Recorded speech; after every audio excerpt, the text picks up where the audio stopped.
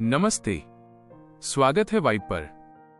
क्या आप जानते हैं कि आधुनिक भारतीय साहित्य का वो कौन सा कलम का सिपाही था जिसने राजा महाराजाओं की कहानियों के बजाय फटेहाल किसान और समाज की बेड़ियां तोड़ती विधवाओं को अपना नायक बनाया? मुंशी प्रेमचंद का जीवन केवल एक लेखक की जीवनी नहीं, बल्कि बदलते हुए भारत और उसके संघर्ष की गाथा है। वाराणसी के पास लम्ही नामक एक छोटे से गांव में 31 जुलाई 1880 को जब एक बालक ने जन्म लिया तो उसका नाम धनपत राय श्रीवास्तव रखा गया। उनके पिता अजायब राय डाकखाने में एक साधारण क्लर्क थे और मां आनंदी देवी एक सरल गृहिणी थीं। लेकिन खुशियों का ये आंगन जल्द ही उजड़ गया। जब वे मात्र 8 वर्ष के थे तब उनकी मां का देहांत हो गया और कुछ समय बाद पिता ने दूसरा विवाह कर लिया।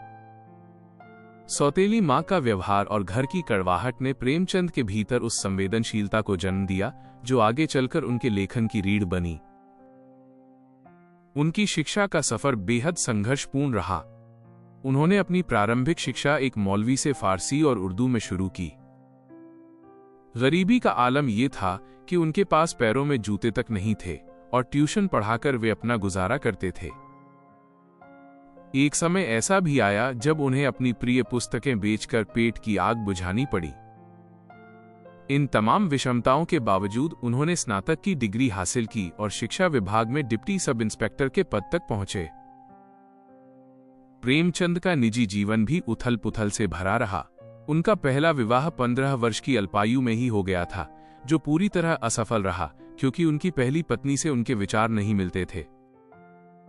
उस दौर के रूढ़िवादी समाज में रहते हुए उन्होंने एक क्रांतिकारी कदम उठाया और 1906 में एक बाल विधवा शिवरानी देवी से विवाह किया।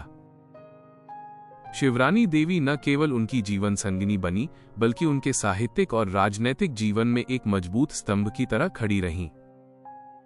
उनके 3 बच्चे हुए, श्रीपत राय, अमृत राय और कमला देवी। अमृत राय ने ही बाद में अपने पिता की प्रसिद्ध जीवनी कलम का सिपाही लिखी। प्रेमचंद का लेखन उस समय शुरू हुआ जब भारत गुलामी की जंजीरों में जकड़ा था। उन्होंने पहले नवाब राय के नाम से उर्दू में लिखना शुरू किया। उनकी पहली कहानी संग्रह सोज़े वतन ने अंग्रेजी हुकूमत की नींव हिला दी थी। इस संग्रह की देशभक्ति की भावना से अंग्रेज इतना डर गए कि उन्होंने इसकी सारी प्रतियां जब्त कर लीं और उन्हें सार्वजनिक रूप से जला दिया गया। यहीं से धनपत राय प्रेमचंद बन गए और हिंदी साहित्य में एक नए युग का सूत्रपात हुआ। उन्होंने गोदान, गबन, सेवा सदन, निर्मला, कर्मभूमि और रंगभूमि जैसे कालजयी उपन्यास दिए।